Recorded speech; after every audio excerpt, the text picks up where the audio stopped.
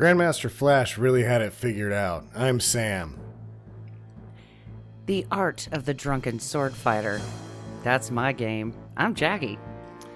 Lady Justice is blind because she got hit in the face with powdered eggs. I'm Justin, and this is New York Ninja on Stinker Madness.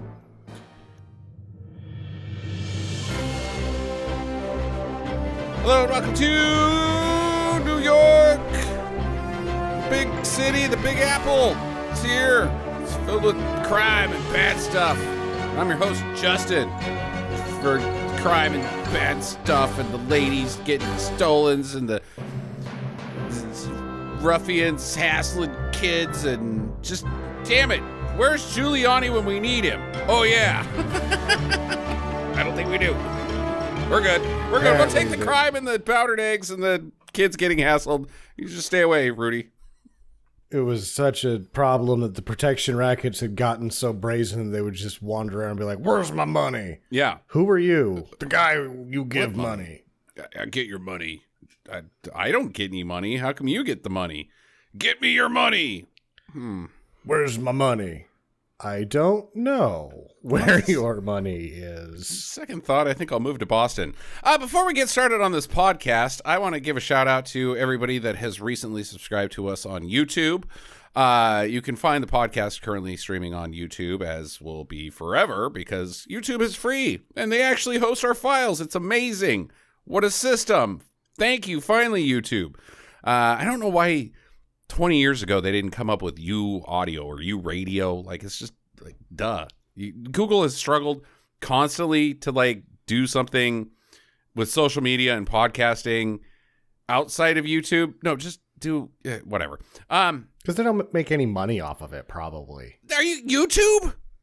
YouTube is a cash cow. They make tons of money off YouTube, but off the podcast division. No, because they're doing the exact same thing. They splice in their own commercials, and you have to skip them if you want to. So they're getting advertising money. They're doing it just the same way as YouTube. It's just a smart business model.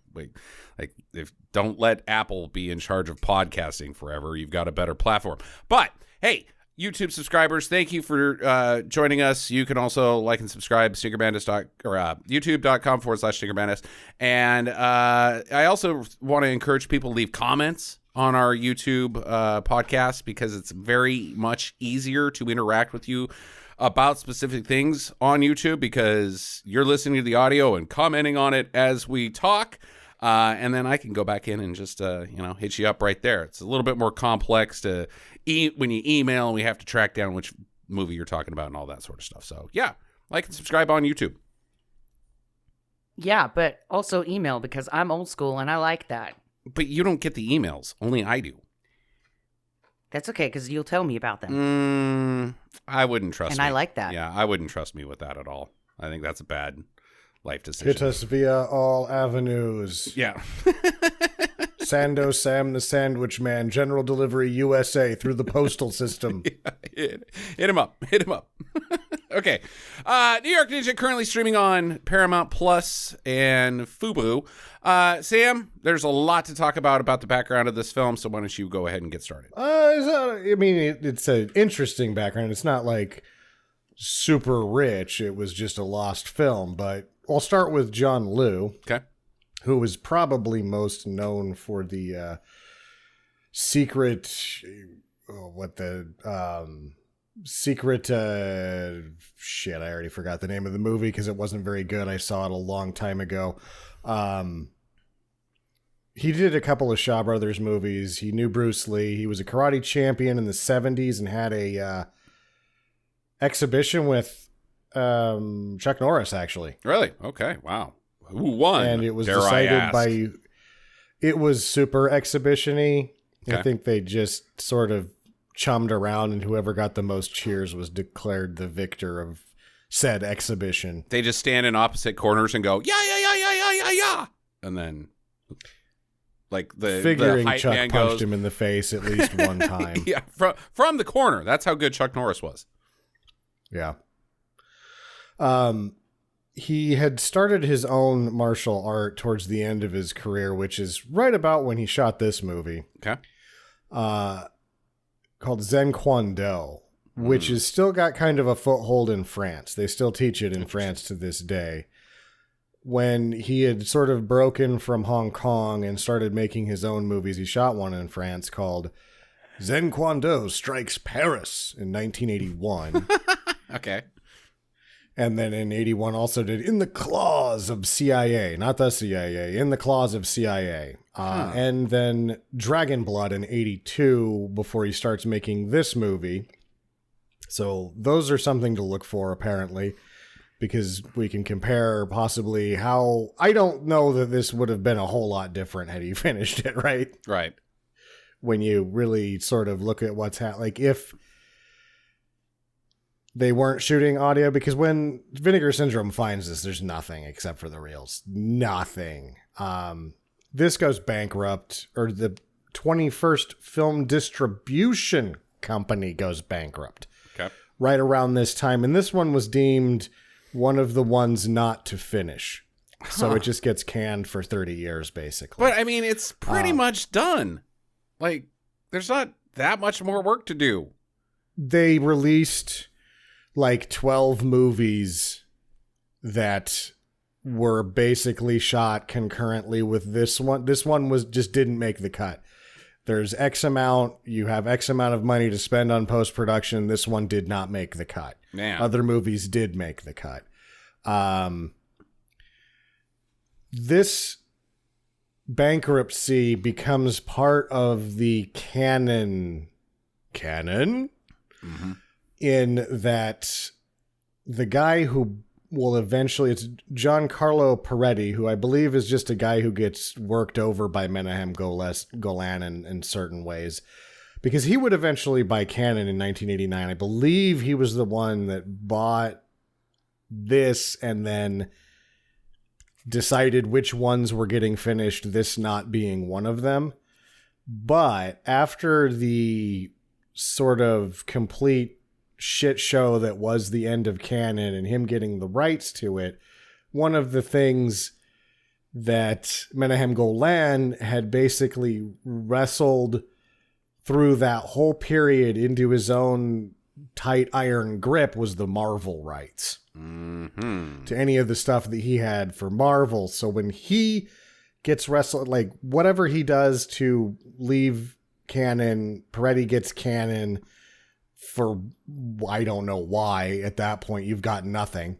And then Golan and Globus go to MGM for 2 years, just grab a bunch of cash and then saunter off in their own directions.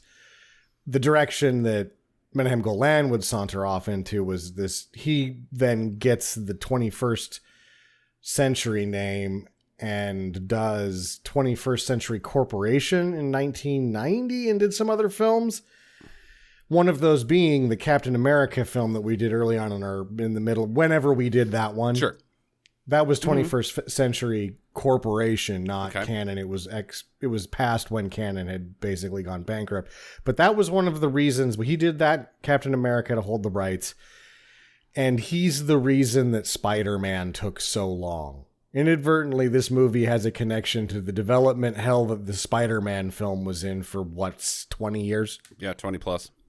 20 plus years. Because Golan was like, I'm making it. And they're like, we saw Captain America. We don't want you to make it. Yeah, we're good. Please don't. There's no one that really knows how Vinegar Syndrome gets these reels. It's just a bulk purchase, most likely. And they find this movie and they're like, there's nothing. There's no script. There's no audio. There's just 8 to 9 hours of footage. And it's unclear whether the true ending was actually shot.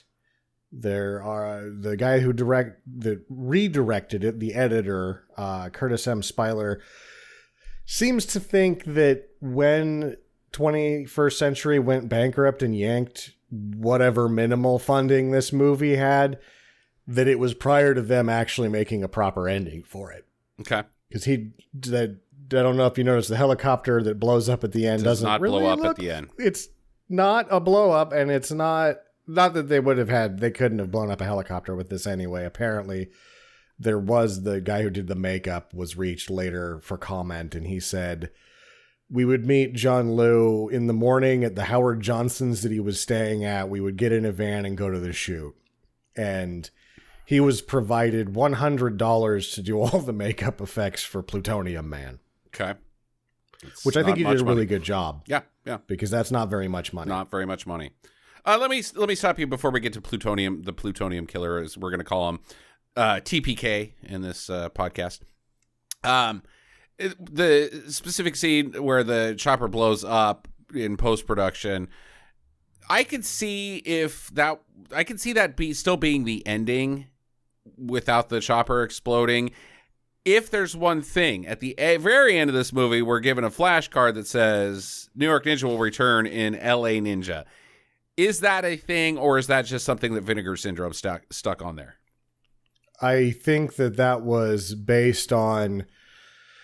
So what happens is that Spieler, because he doesn't want to try to have a lip reader come in and do all the footage, he assembles his rough cut, which is probably just going to become the cut, and then brings in the lip reader.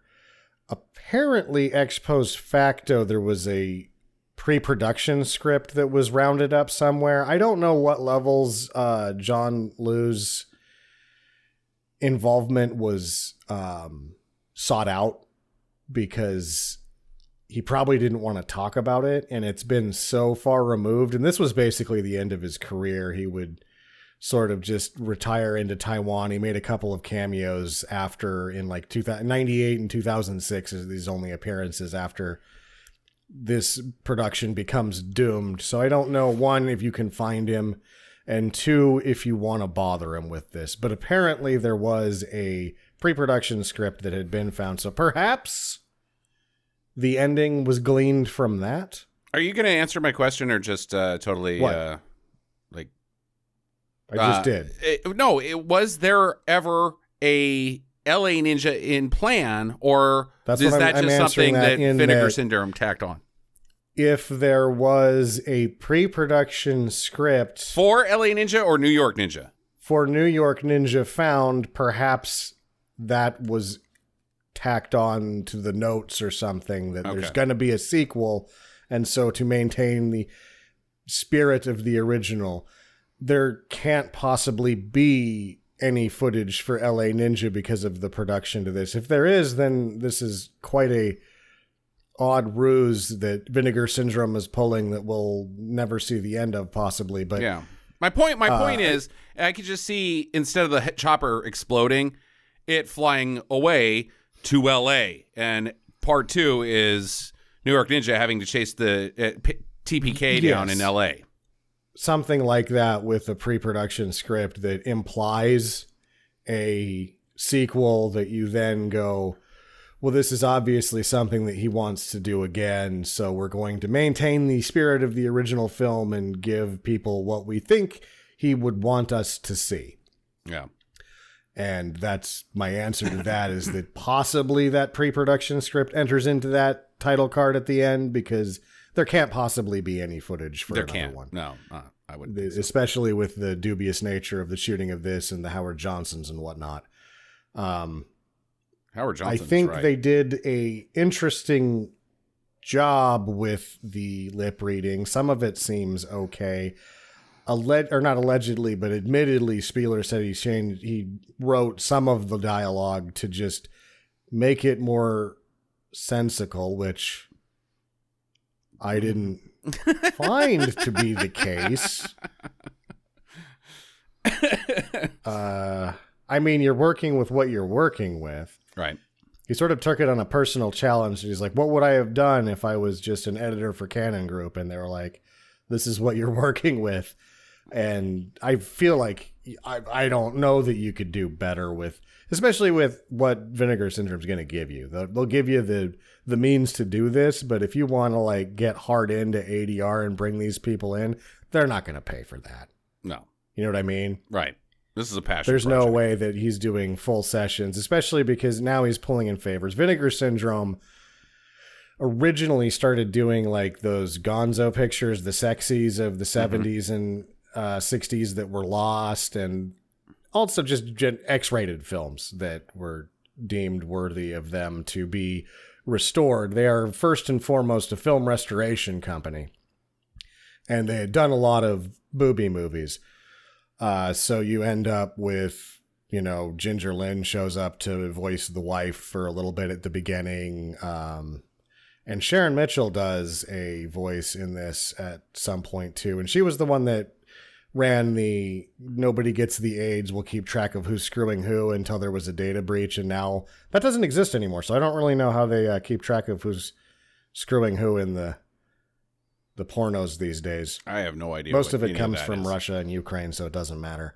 I don't know what you're talking about. That seems... You don't remember that? There was a company in L.A., I don't remember the name of it, but Sharon Mitchell basically kept tabs on what was happening in the adult industry to keep STIs, as they're now called, specifically AIDS, out of the industry so that they could go condomless, because the condomless thing has been a row for 30 years, that the unprotected sex on screen shouldn't happen, and the blowback from the producers are like, this is what people want to see. She was like, well, here's a good answer. We'll keep track of who everybody's screwing, keep them from screwing everybody that's not on camera, and then make sure they get checkups, so at least there's some level of safety in the industry. It's like she did a voice in this movie. It's like seatbelts in car chase scenes. Safety first. Be a good teacher. How are you going to get thrown to safety with a seatbelt? Yeah, or fly through the windshield while you punch the enemy. You punch through his windshield too. Seatbelt's just going to mess you up and all that. Dom doesn't wear a seatbelt. No, anyways, okay, let's move on.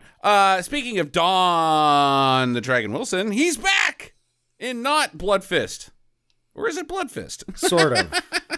Yeah. And Vince Murdocco, another kickboxer as well, does one of the voices Vince in here. Murdocco. Yeah, Don gets to do John Liu's voice, and it's interesting. Yeah. You can just tell that it's Don the Dragon Wilson immediately. Yep, you're like, pretty much. Whoa, Don. Not good. Hired for his voice talent. Again, you're hiring Ginger Lynn for her voice talent. True. Cynthia Rothrock gets to play the cop, the lady cop. Great. Linnea Quigley's in it. Yeah. Apparently, the gal that plays the reporter got to do herself, I think. Huh. Because she was one person that people were like, hey, that's Adrienne Meltzer. And somebody's like, great spot, dude. Nice. Okay. How about that?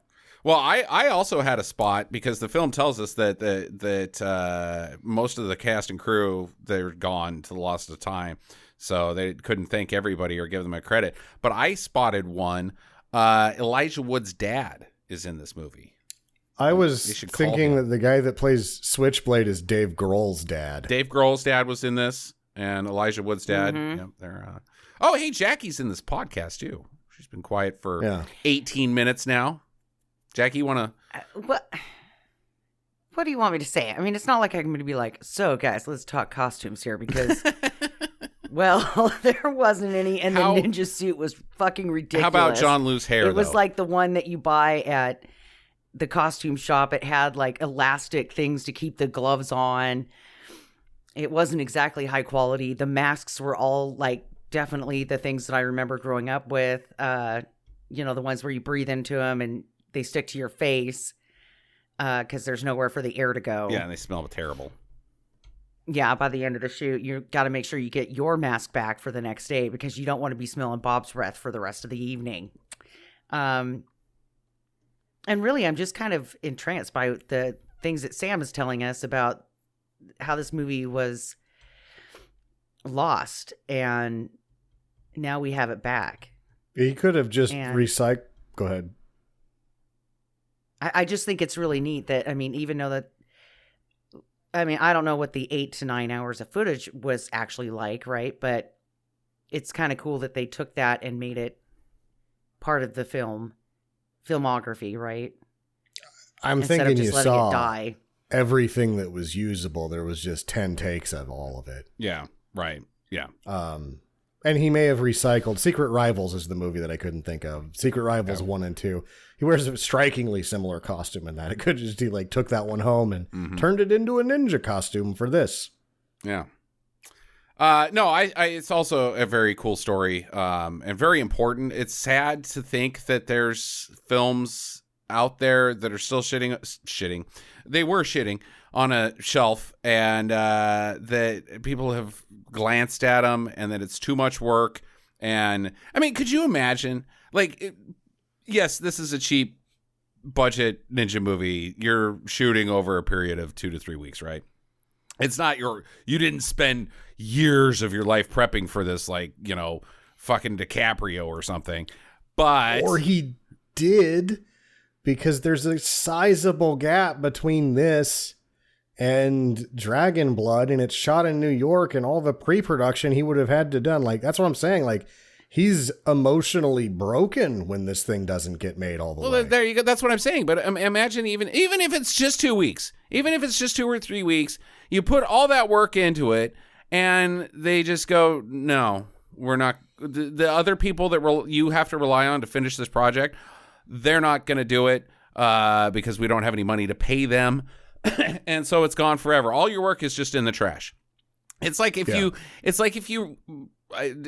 just to name a personal example, it's like if you got your hands on a bitchin' ass Camaro and you restored everything but the interior and the seats, and you couldn't get interior and seats, and everything else was amazing, and you just had to throw it in the trash because you could never drive it. It doesn't have seats. That would be heartbreaking. It'd be heartbreaking. And it's like when we talked about Jason Blum last week churning out all that horror crap, that you then take the lesser of two evils. You're like, well, if he's going to give me 99 of these and give me one Whiplash, this is better than some Wall Street's coked out nephew that's getting to make only trash, because you have those sort of people calling the shots on what gets made and what gets finished. Yeah. Yeah. Or an artist runs out of paint. And there's no more paint. They stopped making paint. He's his 2 strokes away from Mona Lisa. Food. Yeah. He has to feed his masterpiece to his dog. The dog has to eat the painting. No, Scarfy. My Mona Lisa Dies. Irony. Yeah, the dog can't eat paintings. It's not dog food. It's a painting. Okay. All right. Are we ready to get into this? Yes. Okay. So here's the setting. New York. We get a title crawl at the beginning. The streets are bad, and ladies are getting kidnapped left and right, and the city needs hope. The city needs a hero.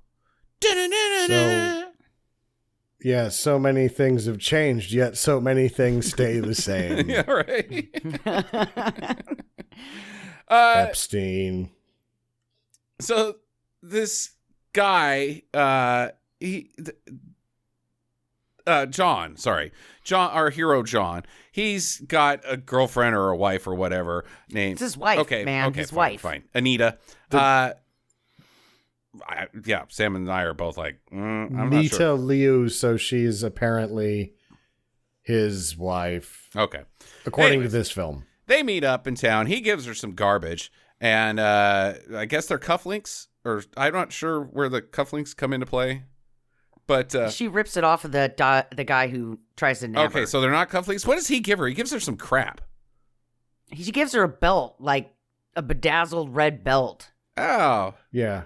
It looks like a WWF wrestling belt that she's going to use later for his birthday. Thanks. And he's like, remember to put this on before I come home tonight for my birthday.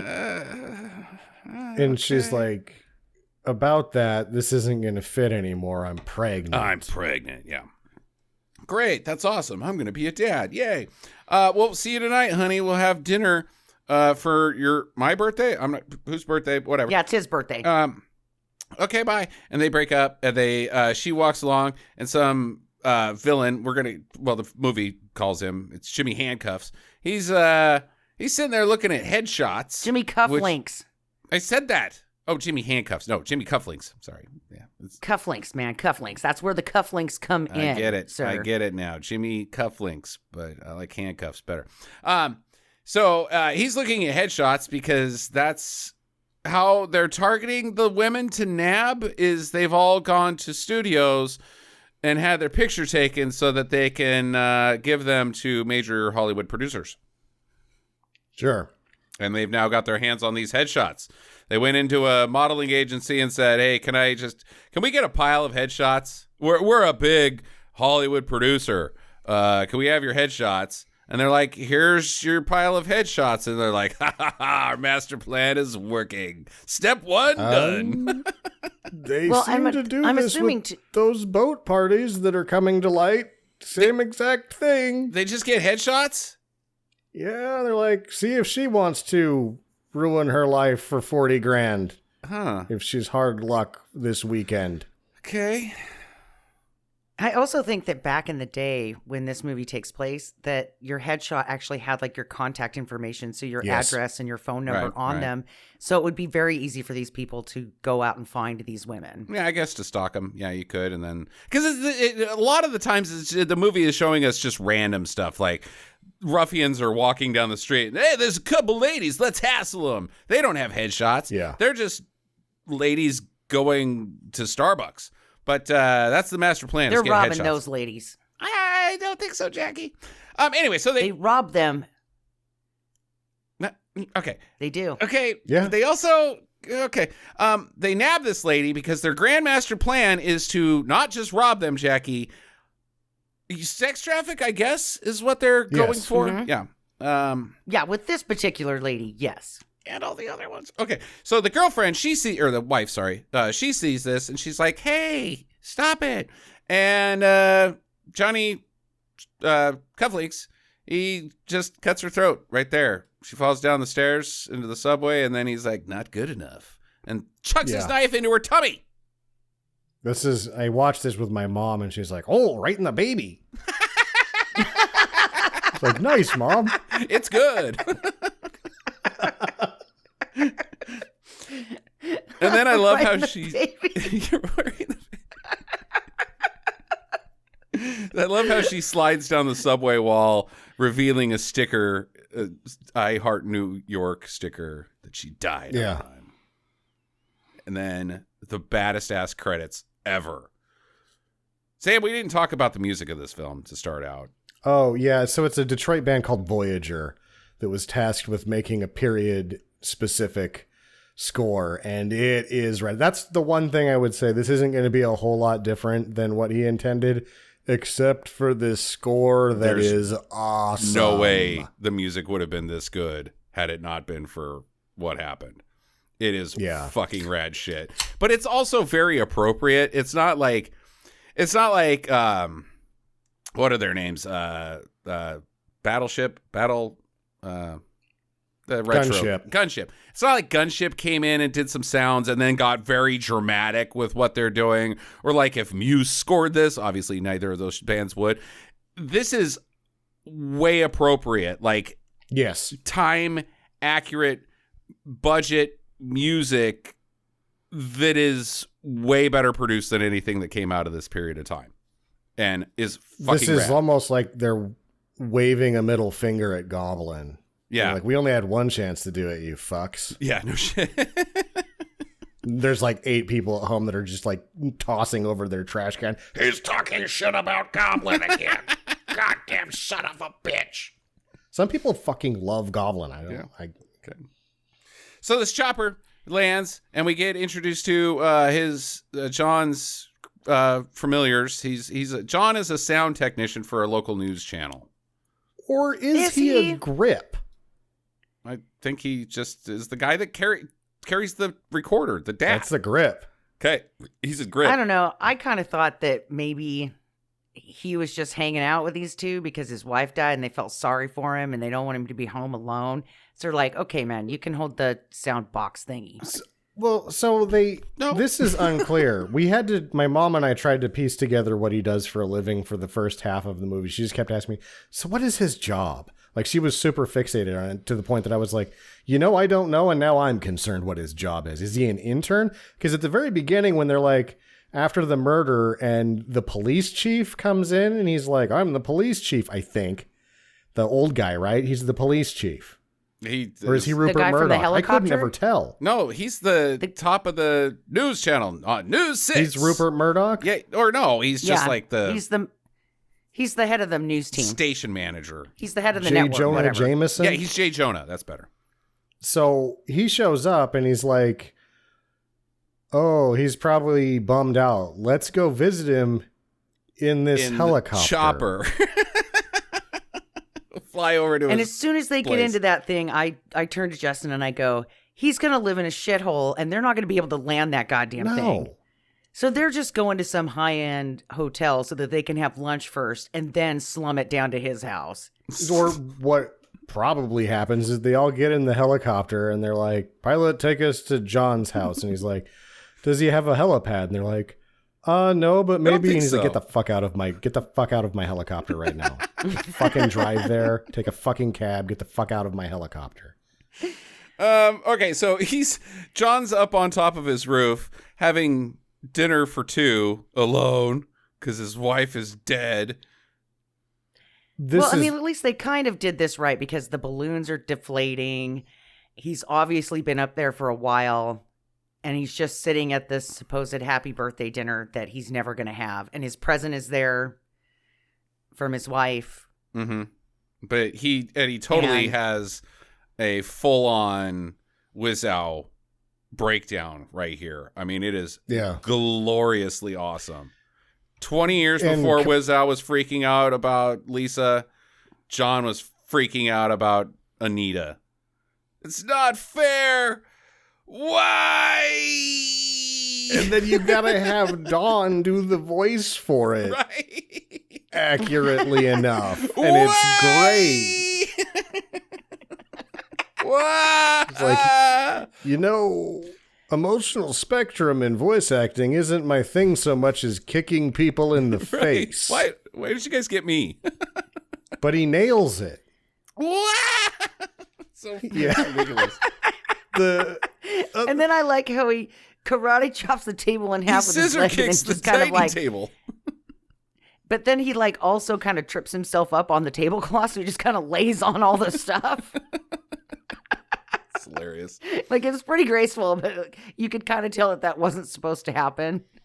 But his leg gets caught up, and so he's like, "I'll just fall into the table too." Yeah, this is a one take. We got one shot at this. We've got the budget only allows for one table, so make sure you get this right. And he freaking falls down on it. Well, that's the one we're going with.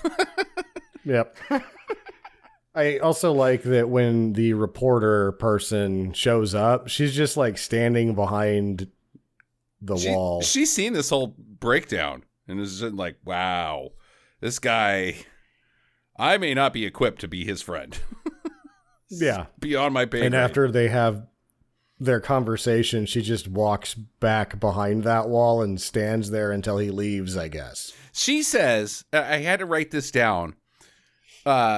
You have to be strong for yourself. Plus, be strong. Plus, be strong. No, I got it the first time when you said be strong. You don't have to add another be strong on there, especially while prefacing it by saying plus. In addition to you being strong, you need to be strong. And then she's like, I'm here for you. And he's like, go away. Right. He's like, okay. Yeah, but she's trying to like push herself into the situation. She's trying to like hug him and be all weird. And I turn to Justin and I go, she has been waiting in the wings now for a couple of years, waiting for them to break up. And now is her opportunity to swoop in and have pity sex with him, which she's always wanted to have sex with him. But now he's emotionally vulnerable. Now is the time to strike. I am. Tune in to News at 10 on Channel 6, posted by Betty or whatever her name is. Top news lady in town.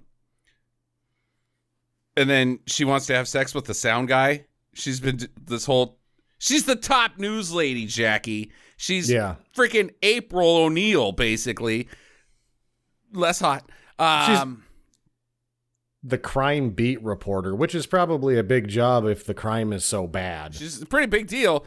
And you're saying like, God, if I could only fuck the sound guy? Huh. We're not even sure if he's the sound guy. He might be worse than that. He might just be a grip Or an intern? I think you're a little... No, I think she's trying to bone down on like some of those stuffy shirt guys down on Wall Street, Jackie. Yep. Those guys like shitty wigs, too. Yeah, they like shitty wigs on Wall Street. Her wig is shitty. It's shit. Oh, yeah, it's terrible. It's like... How could her hair be any worse? It's a close-cut Tina Turner wig from Thunderdome. Whereas Tina Turner's wig from Thunderdome is amazing, and it might not be a wig because it's goddamn Tina fucking Turner, but she's got the huge hair, but this is just exploded hair that is close cut. It's terrible. It's terrible. She looks like Mr. Perfect. Oh, yes, she does. Kurt Hennig. Give Kurt Hennig his hair back. Oh, man. So he flops down on the ground. He's still crying around, and he smashes up this photo, gets his hand all cut up. Lisa. And then he opens up his Christmas present, and it's a goddamn katana and one of those shorter katanas, whatever those are called. Yeah. And also, did she give him a book that's like Secrets of the Ninja, too? Yeah, there was some other shit in there that he just kind of got. No, she gave him a card that was like, I love you. Happy birthday. It's not a Christmas gift, Justin. Happy birthday. I love you. I'll love you forever. And here's some knives. Which he immediately crumples up with his bloody hand. Yeah. The last note that his wife ever wrote to him, and he crumples it up like a piece of trash in a bloody hand. Like, oh, you're not going to want that later? He's not thinking clearly. Clearly. Be strong. Clearly. And I'm not sure how good these katanas are because they look like they're in a plastic case with duct tape to keep them together for packaging. And they have a really crappy case. They're in like one of those long chair bags. It's shittier than that. It's like one step up from a Glad trash bag. Right. And it's terrible. If Japanese cinema has taught me anything, if you're going to get revenge, the only way to get revenge is to forge your own katana. You can't just go, I'm down at the katana store. I need to have revenge. Can you get me a good katana? No, that revenge won't work unless you forge your own katana in blood. Yeah, or you get it passed down by somebody who else has lived the spirit of the revenge and is like, I am no longer able to do this. However, this sword here still craves death. Yeah, or the reason why you need revenge is because that sword was so badass. The Shogun's men came in and killed your father in order to steal that sword. And so your job is to break into that guy's paper house. And as soon as you lay your hands on that sword, now it's revenge time. Yeah. Yeah. So you can't just... The spirit of vengeance lives in the sword and is bonded with your heart. You can't get revenge on a birthday present. Come on, man. There's no passion behind that. She just went down to like the fucking pawn shop and bought a fucking katana. It's going to be a piece of shit. She doesn't know shit about katanas. She's just some New York bimbo. God damn it. What do you think she does for a living? She's also probably in the news. Wait, before we move on to that. She's on the morning show. I just want to say I'm a little bit of a katana expert. Okay. A sword expert here. Okay. And let me tell you why. So last year, I went on a trip to Branson, Missouri. Yeah. Katana headquarters of the world. Yeah, yeah. Yeah, where my folks went with me, right? Because they were concerned about me being alone. So, they invited themselves. So, now they're part of this trip. Turned out pretty good. But my mom was like, I got to buy your cousin Robert a sword. Or your nephew Robert a katana sword. And I'm like, what? And she's like, yeah, they have them over here in this antique store. Let's go look. So you can fucking Star Wars so kid out. There. Yeah. So she's looking at all the different ones. It's worse. It gets like the more I think, even the Star Wars kid, I'm thinking about it, and it's like the thought pattern is, I'm in the only tourist trap in Missouri. I need to get my grandson a sword. Yeah. They have those here. This is so stupid. So the handle on these katanas, right, is obviously it looks like the ribbon, like the cotton ribbon, or the ribbon that's made out of fabric, right, that you buy at Christmas time to wrap presents. Yeah, that's been glued onto the handle, right? Some of it's sparkly. It's kind of nice. And then the other ones have cheap leather that, you make the friendship bracelets with. Sure. That they've, kind of glued on there. And then the little sword holder, right? Whatever that's called, the sheath. It was plastic. Mm-hmm. It was shiny. And then it had a plastic gold dragon with a green eye, a green gemstone eye on it. And the sword was actually okay looking, but I don't know anything about katanas. But if I was going to give somebody you a were present, an expert because of this expert on shitty katanas bullshit. So I'm just saying that she could have bought him a much nicer looking katana set than that piece of shit. How much was this? I don't know, $35. Jackie, the point is, it doesn't matter. $35. Yeah, $35 actually seems like a good deal, even for a piece of shit. Whatever. Jackie, the point is of the katana is it doesn't matter what it looks like because you'll never see it because it's covered in the blood of your enemies. Well, this kid's only like 16, so I don't know that he's in the basement. He's kind of lazy. He's a basement dweller, and I don't think that he's going to go out and get any blood of enemies on this thing. He's downstairs listening to Danzig, dreaming about his katana. With his $35 katana that will only yield the blood of his own face when it breaks. I will have my vengeance. Oh, God. Oh, me. God damn it. Oh, that poor kid. I love you, Robert, if you're listening. also, we're and your grandmas are responsible for buying you a sword. We're terrible aunts and uncles. All right. So anyways, elsewhere, we meet our villain, the TPK, the Plutonium Killer. He is being hired by the Pale Man. They meet in a parking lot in their cars. He's like, hey, here's your latest stack of headshots, TPK. Go get these gals for me, for our clients' intel, said the Pale Man. And TPK is like, cool, I can do that. Let's get into TPK. I don't understand him. He is the Plutonium Killer. He has these glasses that are like cooler than Doc Ock's. Like they're sunglasses. Steampunk. Yeah, they're steampunky sunglasses, but they're not really. They don't have metal on them. They're just like, are they fishing glasses? What are these? Maybe they're for welding. I don't know. They're cool though. They could just be for driving if you've got bad eyes.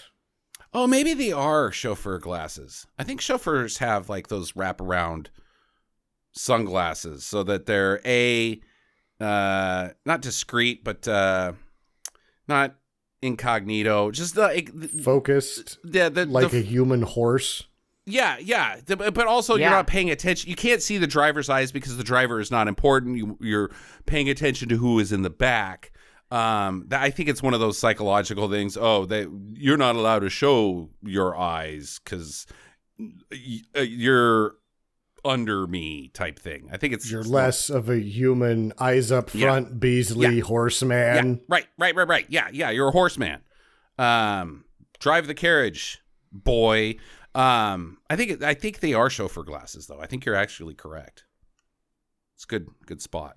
But they work great for a villain. Anyway, he has glaucoma from the plutonium that he's been playing around with in a fishing tackle box. He's got a fishing tackle box carrying green charged plutonium.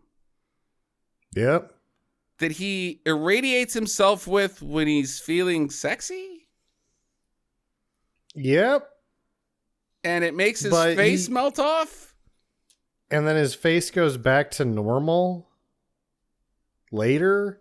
But This is irradiating everything. Tackle boxes aren't rated for this. No, they're not lead lined. But also he's got a light sensitivity. Like if he looks at a candle, it both angers and hurts him, but also I think sexually charges him. I think, or maybe it's just a pain thing, like ball smashing pleasure. I don't know. He's got a thing with candle. He can't look at the light. It's his only weakness is light.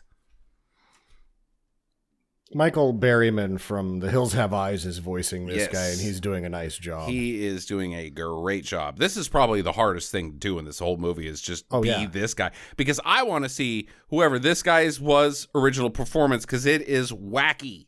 It is a wacky performance that is given, and then have to replicate wacky. He looks kind of familiar, too, but I couldn't ever place him as anybody else. But the whole time he's like...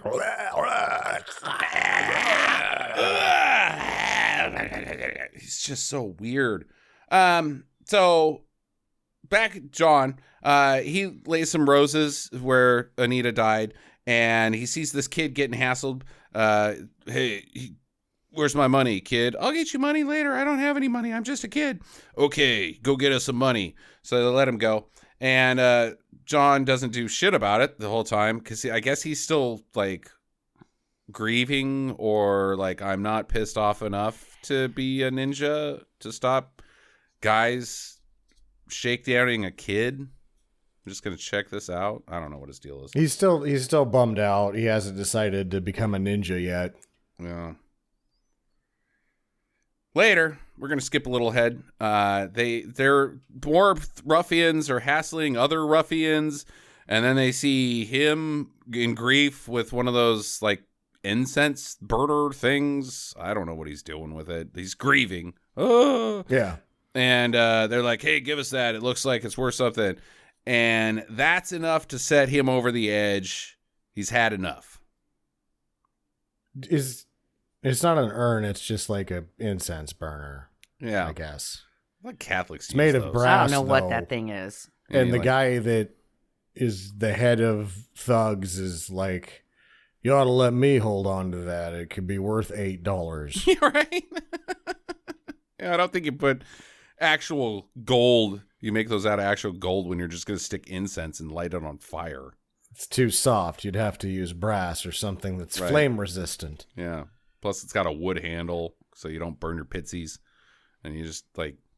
I think the Pope, like, blows it on you. Or maybe I'm thinking of Native Americans. I don't know. I don't know much about mysticism.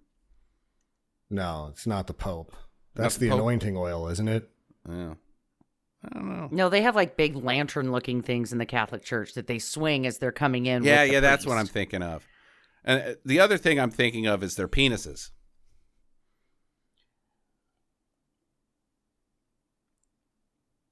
Anyone? Lawsuit. That's the thing that's swinging around. Yeah. Okay. Whatever parish is next to you just went bankrupt and you're now sued. We don't have any money. We're taking his, and we're going to go bankrupt again, so no one can have that money. Give me your money. I don't have any money. Well, go get me some money. Give me some of my money. But so these guys are just the Catholic Church. Yeah, right. And so he kicks their asses for it. There's lots of we don't have time to get into how much karate there is in this movie and how borderline good and how poorly executed it is. But no, I mean not good as in like actual karate. Slow I mean like entertaining. The moves are. It's like entertaining karate, but also very poorly executed. The choreography is fun. The execution is not.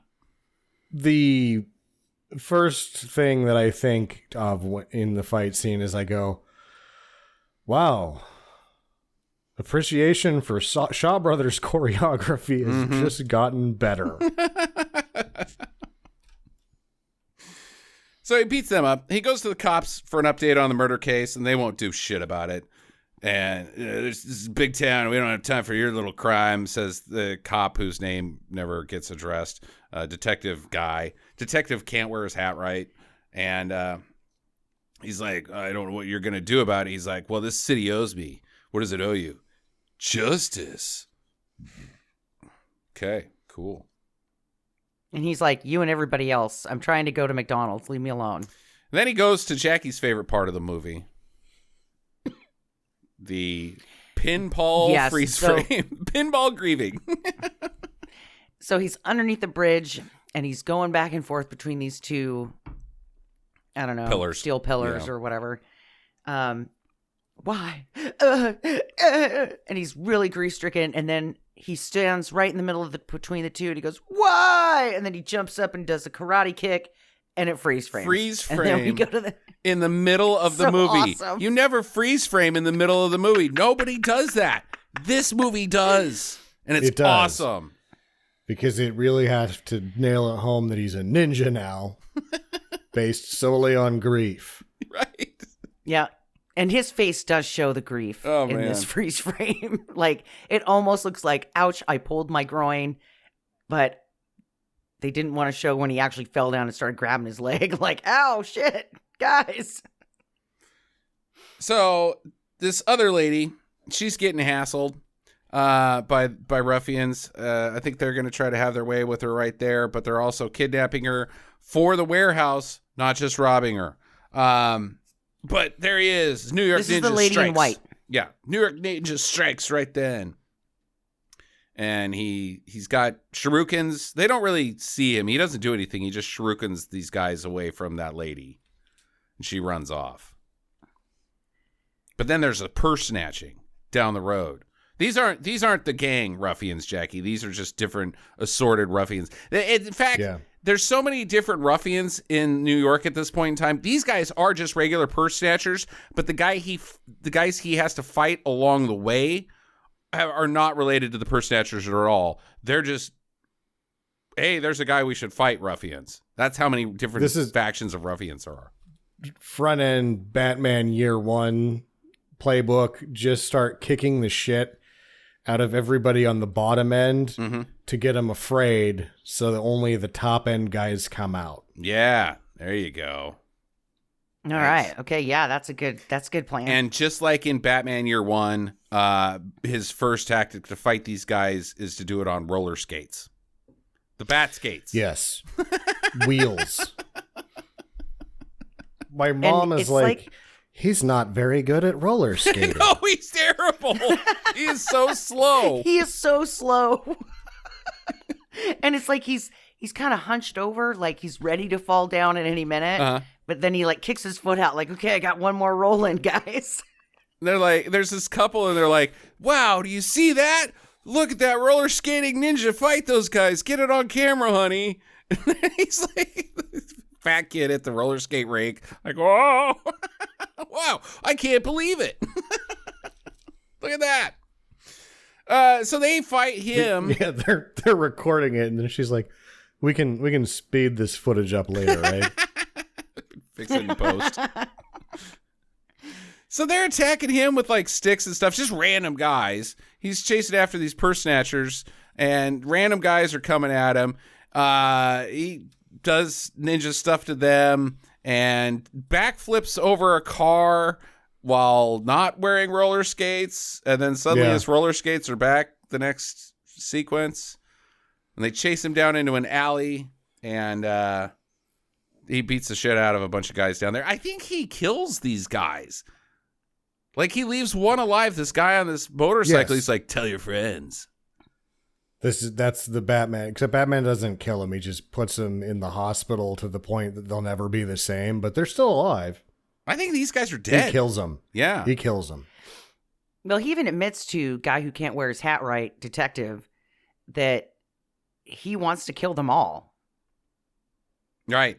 Yeah. No, he's bloodthirsty. Yep. All right. So New York Ninja is a thing. He's in the papers. The news is covering him. He's everywhere. The town is like, yay. So the news crew, the crime reporter lady, they're out filming ruffians. And John, he just goes for lunch randomly.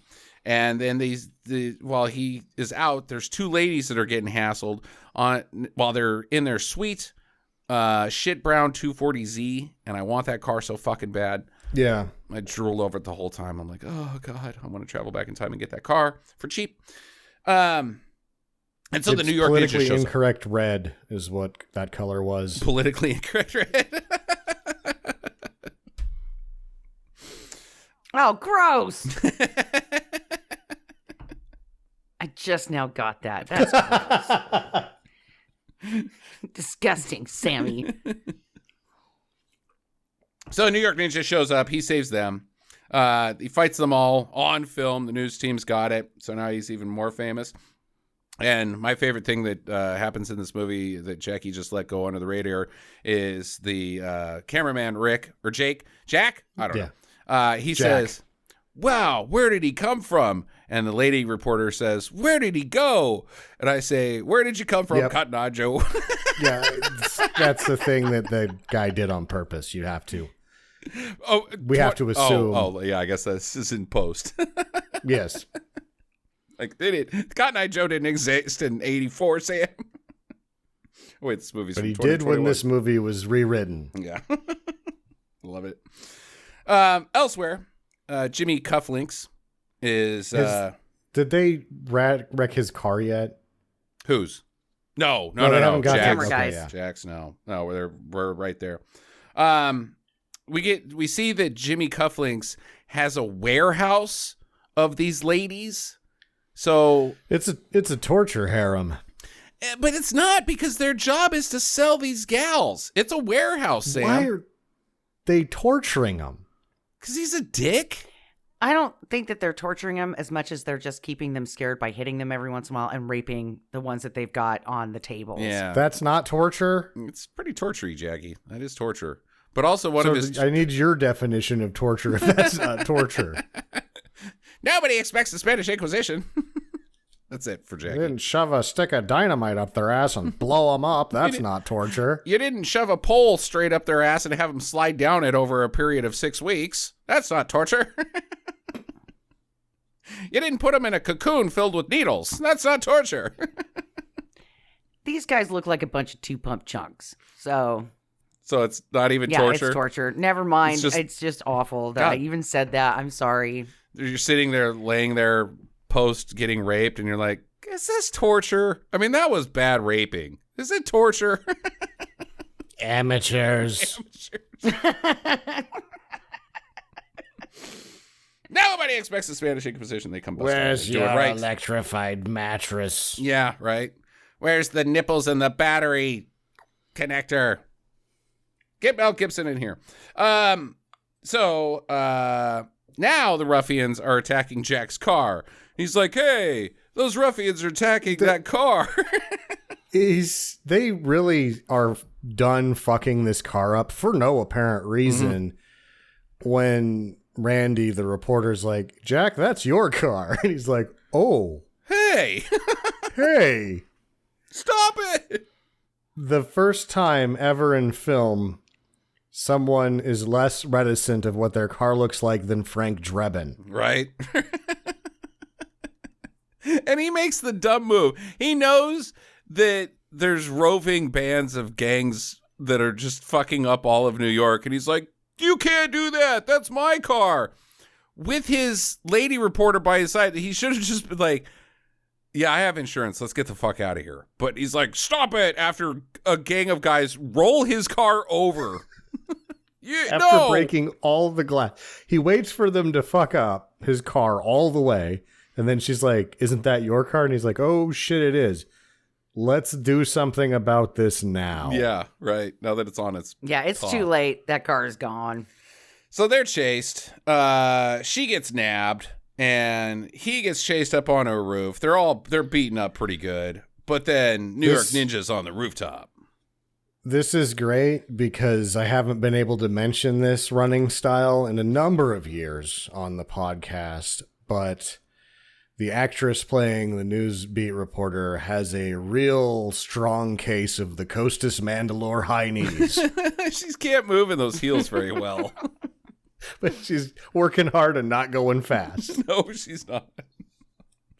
Ninja stars come flying out, and they're monogrammed now. He has taken his shurikens to an etcher and been like, can you put New York Ninja on these?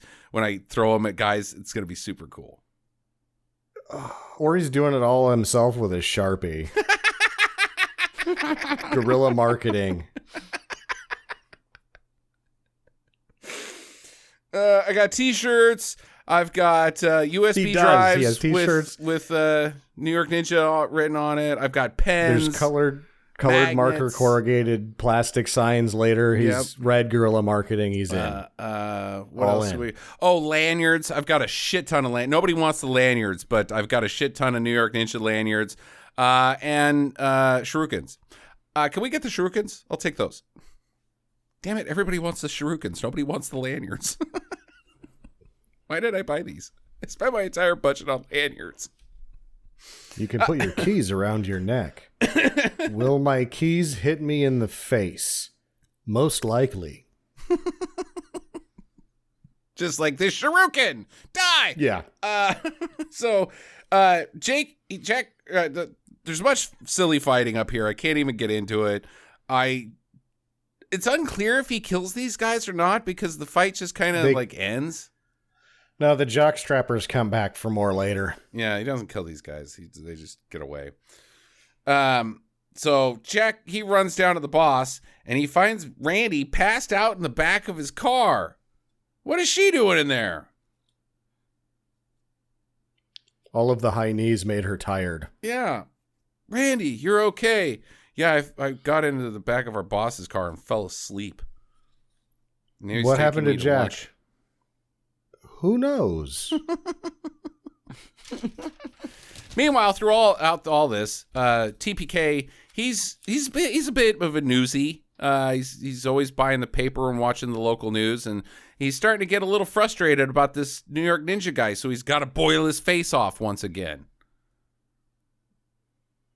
Yeah. Meanwhile, the newspaper is still king because these people are out there fighting with the street ruffians side by side with the New York Ninja. And they may get some play at 10 o'clock, but whoever's the crime reporter for the newspaper's front page every day. Yeah, every day. Eating their lunches. Well, the kid, he's out trotting around, feeling pretty good about life, singing a song, dancing as he walks, and he bumps right into a bunch of thugs, and they're like, time's up, kid. Give us our money. I'm still a kid. I don't have any. They're like, not good enough. So they're going to fuck him up, but the New York Ninja jumps in off of like he's just everywhere. Like, I'm over here. He's at the park on top of the bathroom roof. Well, it's very ninja-y. Yeah. Big crime that he's fighting. So he jumps down, does a bunch of backflips for no reason, and the guy shoots him in the heart. Yep. Nice job, New York Ninja. Missed all of his vitals. I guess. Or it's just the bullet didn't go into his skin because he fishes it out later. It's not very deep. But it doesn't have any deformation either. No. Cheap bullets. But pretty good shot, pal. That was right in the heart. Also, short-haired Rick James never sees justice in this movie. No, he does not.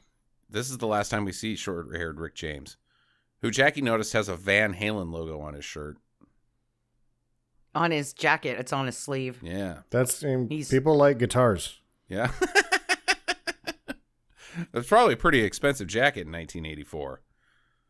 It's a big year for Van Halen. Is it Diver Down? No, it's it was in 1984. Fucking 1984.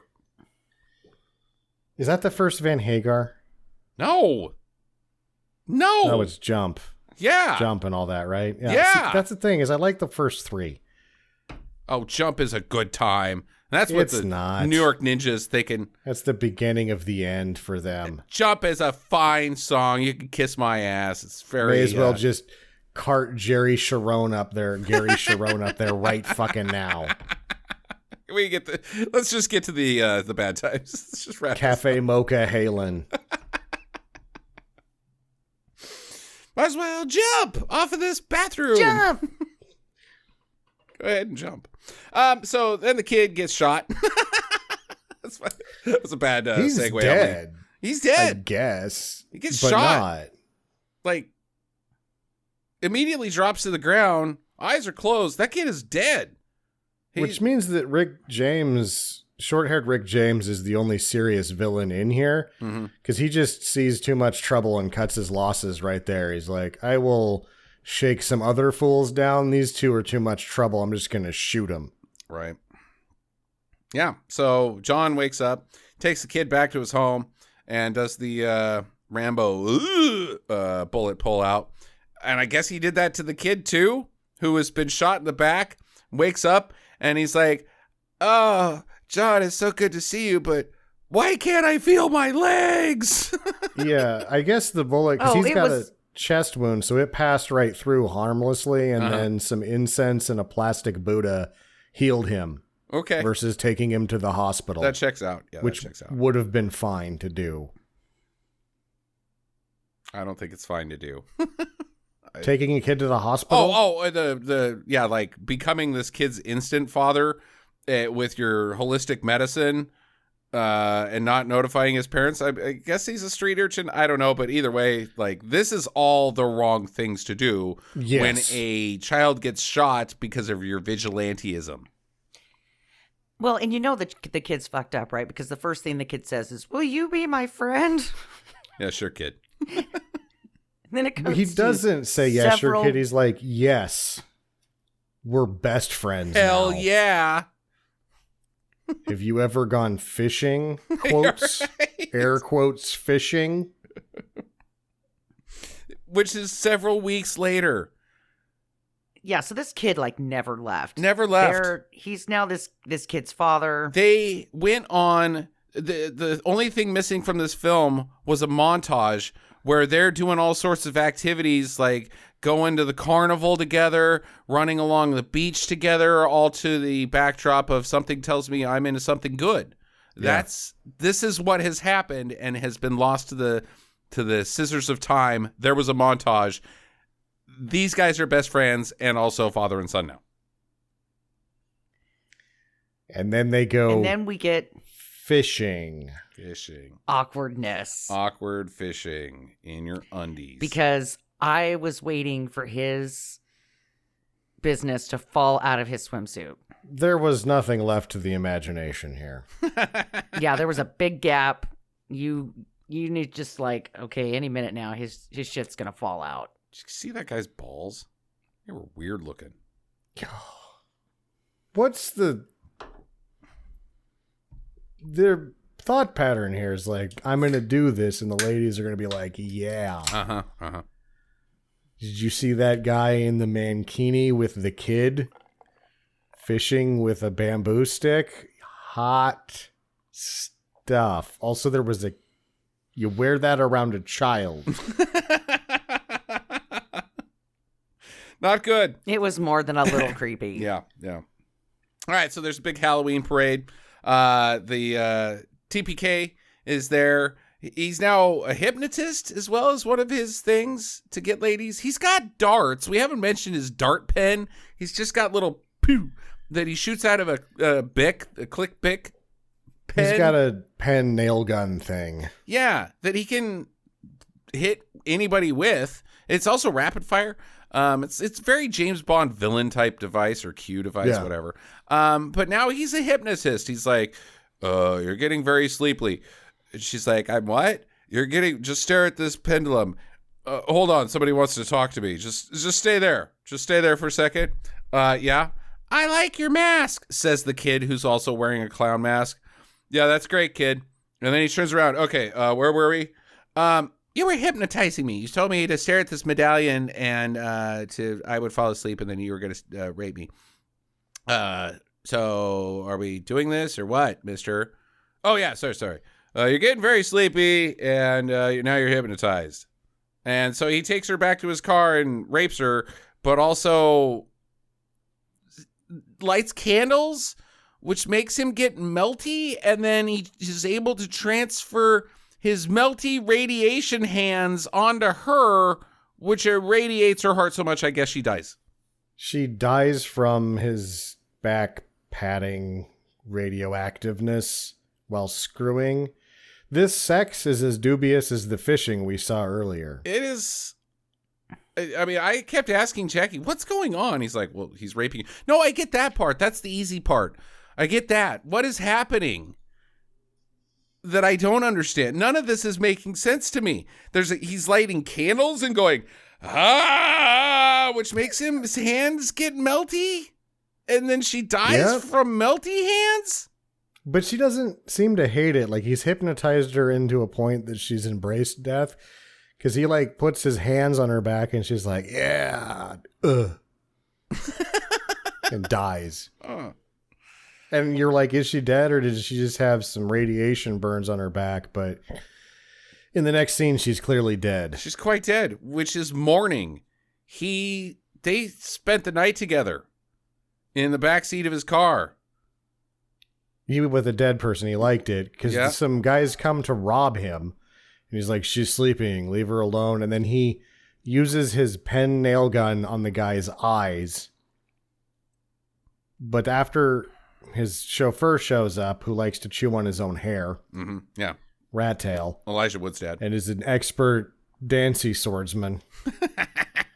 The guy that he shoots in the eyes gets back up after the swordsman vanquishes his other sidekick or whatever. And then he gives him the Three Stooges poke in the eyes that he's already shot with nails. Yes. Guy's eyes in case they weren't not working all the way. He's gonna need glasses after all this. That's for sure. It's my prognosis. All right, so TPK, he meets up with the Pale Man, and the Pale Man's like, I'm disappointed. You're not making enough progress on capturing these ladies whose headshots I gave you. Well, I do things my way. Oh, yeah? Well, maybe I should do it my way. No. You're going to do it my way, and you're going to like it, says TPK. Okay, we'll get to work. So he calls Jimmy Cufflinks, and says, you guys are fucking around. Stop fucking around. Go get some more ladies. And also get that reporter because she's getting too close. Mm-hmm. To what? The last time we dealt with the reporter, she got too close to her friend's car. Not the TPK case at all. And she's been filming the New York Ninja, who also is not on the case of the TPK killer. No one's close at all. You're fine. You were 3 feet away from the New York Ninja, and neither one of you recognized one another. No idea. At all. Yep. Okay, get that reporter lady. So the mayor of New York. It's Denim Dawn. These aren't even good. They're shitty soiled jeans. And he's in a playground giving a news interview all by himself. Now, the mayor of Des Moines might be able to do that, but I don't think the mayor of New York doesn't have an entourage everywhere he fucking goes. This guy is all by himself, including, I think, the mayor of New York, what's his butt, Adams, I think he's even got Secret Service. I think when you're that big, when you're the mayor of the biggest city in the world, I think you get some Secret Service. But he's just down at this playground giving an interview about crime. The mayor of Des Moines has nicer pants than this. That is also true. I was completely fixated on how shitty his pants were the whole time. I was like, really? This guy that you got to play the mayor doesn't have cleaner pants. Maybe he was playing with the children at the playground before his TV interview, because that's what the mayor of New York has to do. I got to play with these kids. No, you got big stuff to do. So the ruffians, they walk up and they nab the reporter and they punch the mayor of New York right in the face. Sit down, old man. Yeah.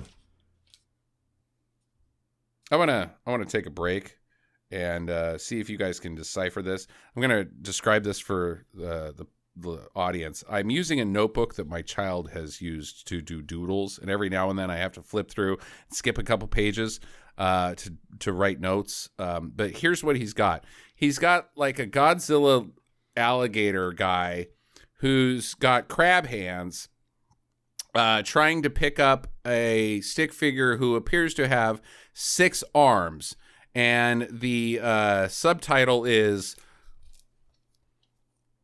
Ohio Be Like. Oh my God. Ohio Be Like an alligator kaiju trying to pick up 6-armed guy? Feel like it's pictorial representation of the Ohio primary. That's okay. It's a weird subtitle for a 10-year-old. This is what Ohio be like. Oh. Okay, so the kids in this movie, they see this all shake down because they're at the playground, and they're like, we're hatching our own plan. So they dress up as freaking ninjas and fight armed men. These men have guns, and they're whacking them with little sticks. Are the top of the ladder. These are the top-notch thugs in this movie. This is the cream of the crop that isn't a supervillain. Correct. And they're descended upon by playground children and vanquished immediately. This is like fucking Kramer getting his ass kicked in the alleyway. But children. What? Yay, we did it. We chased him off. Yay. So now TPK and his driver, they found the reporter lady who has been jogging with Rick, and Rick is like, God, I'm really sweaty. Maybe you and I should take a shower together. And she's like, oh, Rick. Or Jack, sorry. But he is a Rick. He's a total Rick. And he's like, well, there's the lady we wanted to nab earlier, sir. Do you want me to pull over near her? No, I want you to go after this Jack guy. I like this. What this Jack guy is doing is what I'm about. So get Jack. So that guy's one of the pictures, right? No, that's a dude. That is clearly a man. It's just a curly-haired doofus, might say. I like the way he's working it. So get him. So he darts him. And meanwhile, Janet has been Detective Janet, who is also the mortician, or not the mortician. What's the morgue guy? What are those called? Coroner. She's nabbed in her own car. She's got a cool Gen 1 Celica. I liked it. And then now the client is down at the docks, and he's telling the other detective that he's actually fucking Interpol. What? Yeah. What? Yeah, I'm undercover Interpol. I've been enlisting TPK to kidnap women and sell them back to me so that I can sell them to other clients. To know who's buying at the top level, maybe? Wait, am I a sex trafficker? Yeah, dude. Yeah. Yeah, you totally are sex entrapment. Yes. Yeah, hey, I got an idea to reduce the amounts of ladies getting stolen for sex trafficking. How about you don't hire people to steal women for sex trafficking? Interpol? Oh. Is this all our fault? Yeah, dude. Yep. Oh. He's like, this wasn't a problem, but we're sure it was going to be. This is clearly going to be nipped at the bud once we get all this sorted out. I've got my assistant Jeff taking notes for me. Right. God damn it. Huh. Okay. So John's walking along. He's got a skip in his step, and he sees in the car Johnny cufflinks. And he notices the cufflink specifically that he gave his wife, or that she was clutched onto at the beginning of the movie. He's like, that's the guy. Okay, not going to do shit about it now. But they're like, hey, that's the guy. He was at the park with those kids. Let's follow him. So they follow him, which is dubious, but I'm just going to plow through that. They follow him.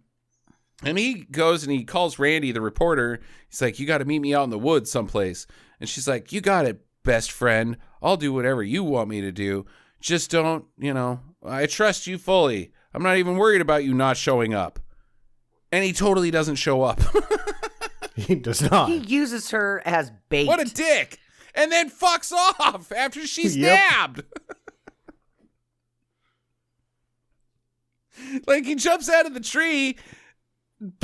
Does his worst ninjaing in this whole movie. Like, nothing he uses at actually the second worst, because there's a net involved later that's way worse. Yeah. But he does a pretty bad job. She just they're like, don't do any ninja stuff or we'll shoot her. And he just stands there as she's escorted away to the warehouse. And he then goes underneath the George Washington Bridge and just freaking chills. And not ninja. He went home, got out of ninja gear, put on John gear, and sat underneath the George Washington Bridge, which is nowhere near a forest. She has been kidnapped for days already. Yeah. And when her kidnapping happens, we get to either before or after see that part of the conditioning program is to take them outside and make them wander around in some weeds for a while and then take them back inside and torture them more. In their camisoles. Yeah. Yeah. Okay. Well, the detective guy, he pulls a gun on John. It's like, I know who you are, because there was a scene earlier where I was like, ninja. Ninja! And I think that's the epiphany that he has, that he realizes that John is New York Ninja because X. I don't know. But he now knows that John is New York Ninja. Yeah. And that he's crying underneath the George Washington Bridge. So, you want to team up on this, New York Ninja? I would, but you're a cop. Okay. That means you want to take him to jail. I want him dead. I can work with that. Yeah, he's like, I have rules. That's a problem for me. Also, like, NYPD, they've got one of your own. These motherfuckers are screwed. Yeah. The entire force is coming after him, and the NYPD are not like Kid Glove unit in the 80s. No. They're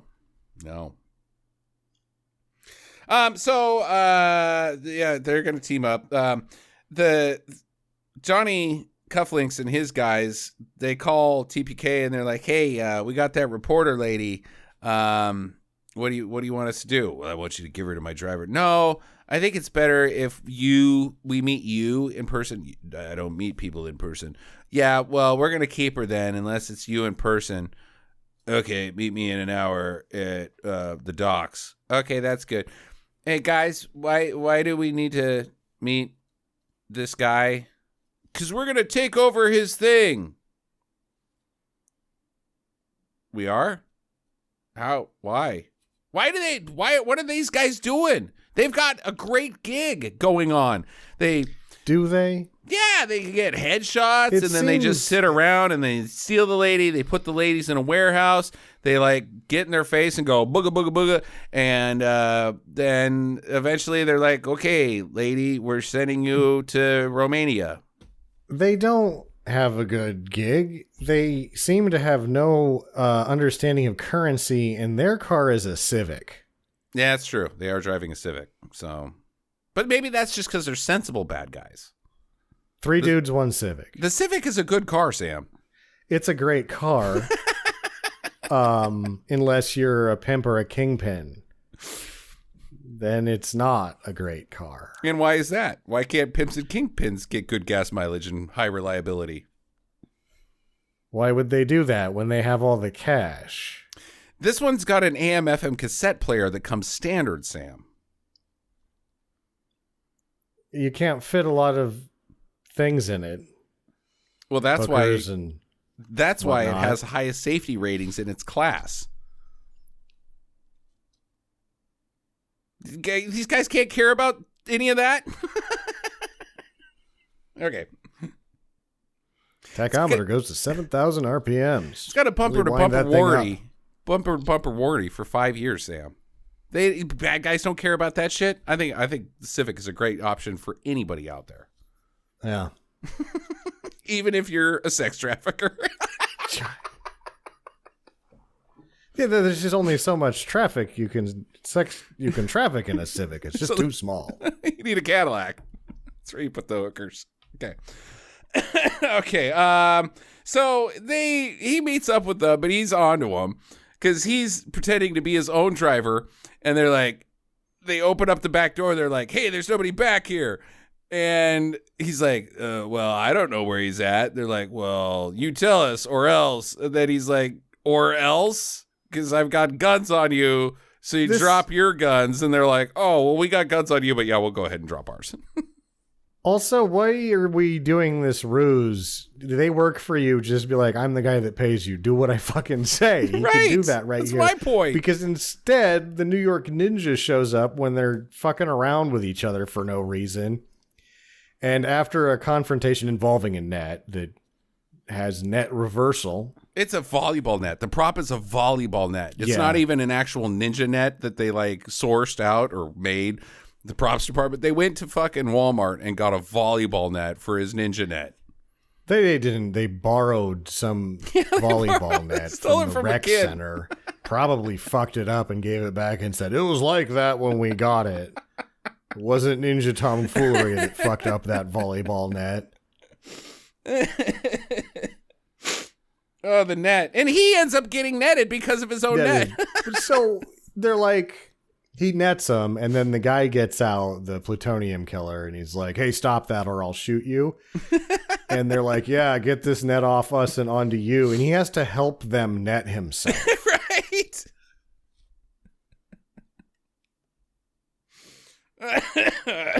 But then then at this point, the Plutonium Killer's like, "Okay, we can quit fucking around. You work for me now." Or like, "Hey, go get him." And they're like, "Okay." Like, they knew that they worked for him. Right. And they were just fucking big dicking it to each other. They apologize. I don't know what that was about. He says, "You morons, go get him." And one guy says, "Okay, sorry." Okay.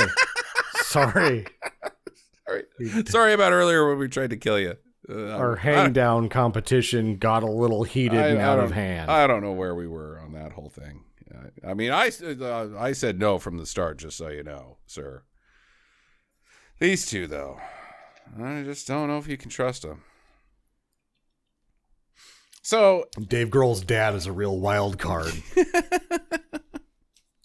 So the New York Ninja has disappeared. He Batmans them, and then is just backflipping through a field someplace, and to get away. Yeah. He's back. I think he's back. It's kind of near the warehouse. Yeah, he's backflipping to the warehouse and gets to a dirt road where out steps the driver Rat Tail, who has one sword. Or is it two? He's got multiplicity sword. He's got a sword cane. Which is bad. That turns into two swords. That turns into two swords that look nothing like they could fit in a cane. Definitely not. Yeah, definitely not with the handles and stuff that they had. It was like, well, it was just a small wolf head at the top of that cane. There's just no way. Yeah, these are like rapiers. Is that what these are? Frenchy. I don't know what the actual fencing sword is. Is that a rapier? Yeah. A fencing sword is called an epi. An actual sword that's like a fencing sword is called a rapier. So I think these are epi. No, epis are harmless. They don't have a point. But they're pointy. No, they don't. Epis don't have a point. So they've got a ball at the end. He's got a rapier. Probably because no one gets stabbed. You totally just missed everything I said. Epi is what they use in fencing. A rapier is what they use in death. I know, and what he's using is what's used in fencing. That makes him a very dumb villain. But he's fighting a guy with a plastic sword, so... Oh, you mean the act... God damn it, Sam. Fuck you. He's fighting with a rapier. That's what the movies say. What actually is happening. Okay, so they're out fighting. The cop, he is stalking the warehouse, just hanging out in the grass, watching while they're parading the ladies around so that they could get some thistles stuck in their feet, I guess, or their nylons. I'm not sure. The torture. Ah! These guys aren't actually torturers. Maybe Jackie was right. Yeah. My nylon! There's a run in it. Why did you walk me so close to these hedges? Ah! Okay. So they're sword fighting, and eventually the rat tail enters Jackie's thing, drunken sword style. And they have to tell us that with an auto dub because the guy just starts acting like he's a Three Musketeer that is drunk as fuck and can't stand up and is just kind of wobbling all over the place like he's Captain Jack Sparrow. Yeah. Oh, drunken sword style.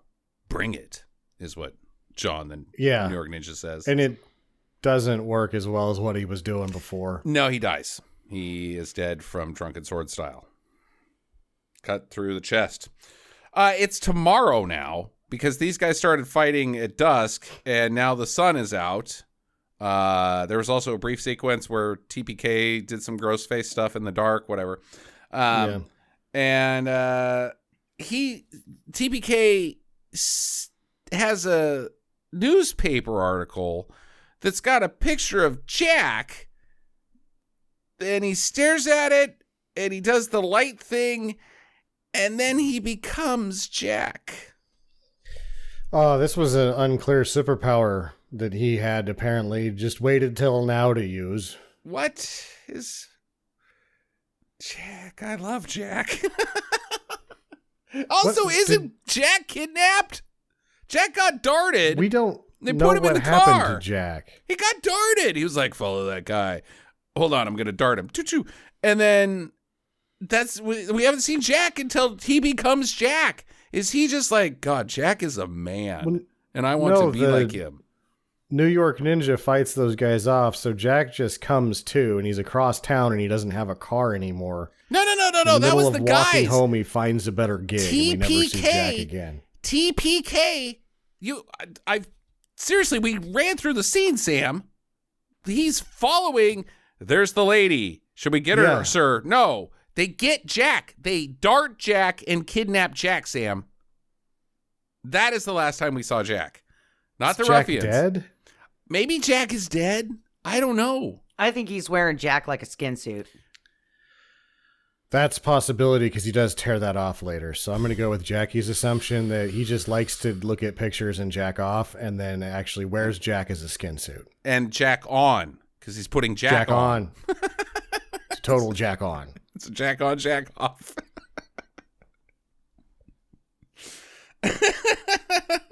First he screws himself and then he screws you. Why are you putting Jack on? So that later I can take Jack off. It's cold I outside. met my cousin Jack, last name Mayhaw. It's raining outside. You might want to put a light jacket on, or maybe you want to put on a jacket. Damn it! Because if you jacket, yeah, okay, I'll put on a jacket. All right. So I guess Jack didn't make it. That sucks. So the ninja, he starts darting the dudes at the warehouse. Oh, the cop also did the worst plan ever. He just walked up to one goon and was like, I got you now. And like 50 guns get pointed at him. He's like, shit, damn it. Bad plan. So he's now kidnapped as well. New York Ninja, he starts darting guys outside. He drops into the warehouse and he starts cutting the ladies free. And they're like, yay. But then bad guys come in. He disappears. And the lady's like, shit, we got to get out of here. They run outside. And then earlier, I only want to talk about this because it's not really relevant, but we have to mention how bad at karate Detective Janet is and how glorious it is when she does it. Because there's this eye patch dude. I guess eye patch is like the whip guy who just wanders around the warehouse and is like, ladies, you suck. But it's a leopard print fuzzy whip. Right. And he earlier was like, I'm going to have some fun with you, Detective Janet. And she's like, oh, you're gross. And so they fight. And he's like, hey, how about you give me some head? And then he headbutts her. Mm-hmm. You gave her head, dipshit. Yeah. And then she pokes him in the eye patch. And he goes, yeah, my eye. Yep. That you don't have. My she also ocular kicks him cavity. in the balls 17 times. So funny. And then the cop guy's like, come on, ladies, get in this van. It's just right over here. I don't know whose van this is. Well, before that, they escape and then they just go huddle around a trash barrel that's on fire. Like, oh, God, finally warmth. They're like maybe 5 feet away from where they just escaped from. We're going to stop here at this bum burn barrel and get warm. It's warm. We're in our underwear. This nightie is not, it's not a flannel nightie, Jackie. Or maybe they're just like moths to the flame. Ooh. Yeah. Okay. So Randy, the reporter, she sees Jack. She's like, hooray, Jack, you're here. And he's like, yeah, it's me, Jack, your cameraman guy. I've got curly hair and my name is Jack. Come over here. She's like, oh, well, are we going to go out later for dinner and go to our usual sandwich shop? And he's like, I don't know where that is. And the ninja's like, that's not Jack. And he holds up a mirror and he catches the sun and he shoots him in the eyes. And PTK can't handle sunlight, so he tears off Jack's face and throws it on the ground. So, yeah, I guess Jack is dead. So he tears Jack off. He jacks off, yeah. Jack on, Jack off. So, and then he pulls a gun on Randy, and he puts her in the car, and the New York Ninja, he grapples the bumper and gets dragged until he can do the reverse footage thing where he leaps out of the trunk, but it's in reverse, so he actually leaps into the trunk. Yeah. And it's awesome. And he takes her to a hangar where I guess he's already got his mans there ready to take off in a chopper because this was his plan. Why is he even there? He just showed up. I think he thought that the guy was going to be there that was supposed to have the plane open for him. No. The plane is locked. Back. And the pilot's not there. Why is TPK at the lady warehouse? Why is he there? To get Janet. Huh? Doesn't he? To get the news reporter lady. Oh, Randy. Because he's funding the whole operation. But he just like, my ninja sense is tingling. I should go down to the warehouse as Jack. Why is he going to the thing that's falling apart rather than just cutting his losses and leaving? I'm not sure. While wearing Jack's face. I guess this is how I get that reporter to love me. Maybe, is that what he's doing? No. Okay. He's like, I can salvage this shit show. I'll show up in disguise, kill the ninja, and then we'll just cram all the ladies back into that room for later. Oh, okay. Oh, shit. The ninja busted me on my Jack disguise. I can't kill him now.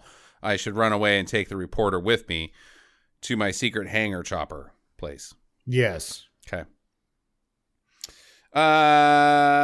So the goons are there. They've killed some guys. Ninja shows up. He's on top of a chopper, and he kills some of the ninjas while kills some of the goons while TPK makes his escape to a different chopper, gets into the chopper, and the chopper pilot that they've held hostage looks over and says, "This one's out of gas."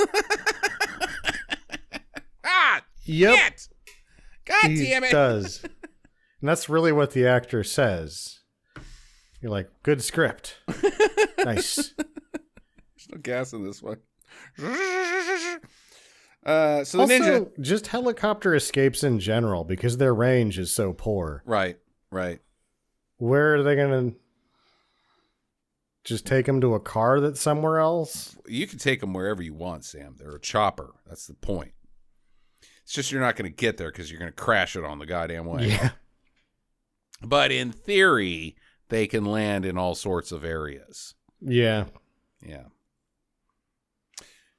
So the ninja, he flips in. He jumps out the door and starts flipping across the runway.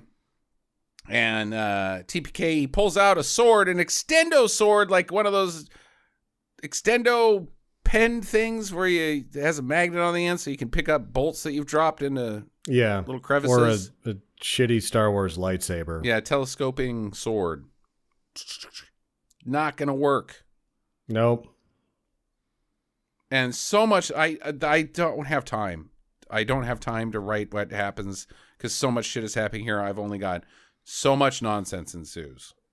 Yeah, so the best part of what happens is that the New York ninja grabs the blade and then uses his sword to untelescope the bad guy's sword. And then while they're wrestling, uses the sword to try to pick his sunglasses off. And he's like, oh, ow, ooh, stop it, stop it, stop it.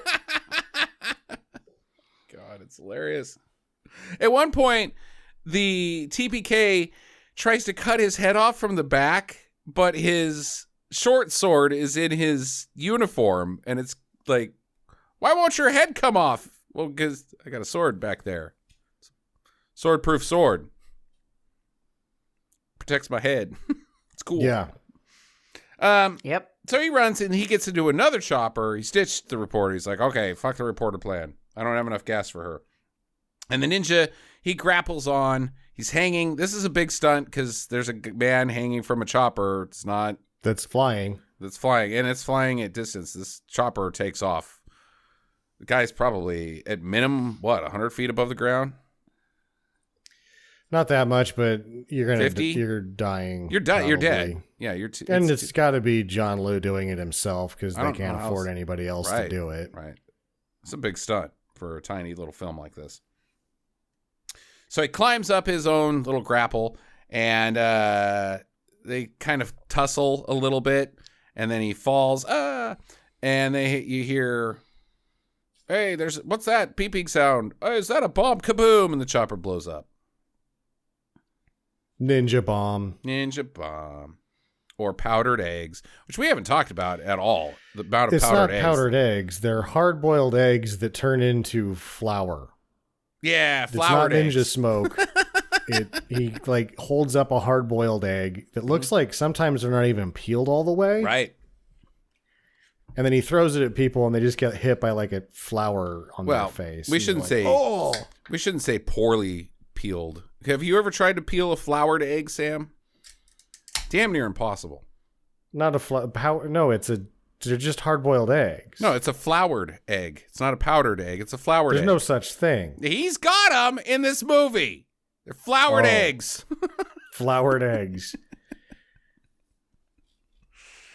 Okay. So, yeah, he did that. The cops pull up. He's dangling from, like, I guess a crane or something. I don't know. Maybe some telephone pole. He jumped off of the helicopter and grappled onto something that used to be at a dock or a train dock or something. And yeah, one of those he's cranes. just hanging up there. Loading and the police crane. are like, come down for their, hey, freeze or we'll shoot. And he's like hanging there like, I can't, I need to get down. Help. And then they're like, come down, you're right. So they put him in handcuffs, and he's taken into custody. All right, you're going away for a long time, Buster. Wait, who are these kids? Yay, New York Ninja, yay, yay. They've got signs. They're picketing his arrest. Yay, we love him. And he just kind of, like Homer Simpson's into the bushes. Yeah, he just goes, no, and just ducks out of the shot and disappears with where'd he go? magic. It's glorious. And the guy, the cop with the hat's like, guess he got away. I'll handle the paperwork on this one. You boys go have the night off. Yeah. Yay, say the kids as they run off. Up on the rooftop of his house, Randy stops by. She tells him that the movie's over. And he looks at the camera and points at us. And I can't remember what he says, but he says something like, "That's good news. Freeze frame." Yeah. Yay! And then I have more. Because again, the New York Ninja will return in LA Ninja. Yes! All right! Cool, a sequel. Oh, wait, what? Damn it. Yeah. And then the amazing end credits. So freaking. He's got his own theme song. This is a movie that has his own theme song where they tell us the plot of the film. Yeah. But they save it till the end. And then all these B shots of break dancers and ninja signs. There's a Native American guy holding a sign for no reason. There's a crazy old lady with puppets. Yep, B puppet stuff, lady. Just thinking that there was gonna be a music video. New York Ninja. He's a ninja. Awesome. Oh my God, I love this movie. I love it. I love it so much. So, I mean, this is one of those movies that, like, doing a podcast, I wanted to do this because I want everybody to see this movie. It goes hand in hand with all of our other ninja shit, which we've covered like 20 ninja movies on this podcast at this point. It's kind of a real good double feature with Miami Connection. Yeah, there's a Miami I'd run this one first. There's a Miami Connection taste to it. There's also a little bit of American Samurai to it. There's a little American Ninja. I mean, it's just all of it. This is a textbook ninja movie for sure. But yeah, where was I going with that thought? Questions. Recommendations. No, questions. Oh, questions. Questions. We had to have burned up all of our questions because you can't talk about it with Trout trying to make sense of it. Yeah, right. Yeah, me too. My question is, where does this rank in the pantheon of ninja movies that we've covered? I'll go with Jackie. Where are you? If this is, say we've done 20 ninja movies, would you put this in the middle, top, bottom? Where would you put it, Jax? I'd probably put it about like 8. I was very entertained. It moved at a pretty good clip. It was entertaining enough. And the karate was so bad and some of the weird things that they did artistically that I just laughed my ass off. You fell down laughing. Now that times. Sam's mom has said, stab her in the baby. Right in the baby. Right in the baby. Right in the baby. I mean, now it's like, shit, it gets in the top 10. Okay. Sammy? I'm going to go with the one that has Brent Huff and Sho Kosugi as number 1. Yeah. Number 2 is going to be Miami Connection because they get the ninja out at the end. Against the ninja. Ninja 3, then probably this one. Okay. I would also put this in the top 5. I totally. But you even said this on the podcast. I like the. God, I freaking love American Ninja. 5 American Ninjas before this, so 5. Number 5. It's pretty goddamn good for some guy that we never even heard of, and that this movie didn't even exist before 2021. And the fact that it's a passion project is something special to me. That has a bit of vanity gone awry with that bikini sequence. Oh yeah, good God, totally. Sam, do you have any questions? I don't. Okay, final recommendations, Jackie. It's a do. Like I said, I was entertained. I thought it was funny. I don't think it was supposed to be funny, but it was funny for me, and I laughed a lot, and it was good for zingers. And it does have a weird scene where a man in a Speedo is out fishing with a 10-year-old boy. Yep. His balls. And you're not even sexified by it. You're just, oh my God, his junk is going to fall out, and that kid is going to be traumatized, and that's the real lesson of this movie. I think that kid's pretty traumatized. He got shot because of a goddamn fucking vigilante ninja. I mean... That kid's not going. He's not doing well. Yeah, so I'll give it a do. His dude, and also he's not in the movie ever again. God damn it! She comes to the rooftop and is like, "Hey, they found those guys that killed your wife," and he's like, "Sweet. Hey, wait, aren't you a dad?" I don't know. Yeah.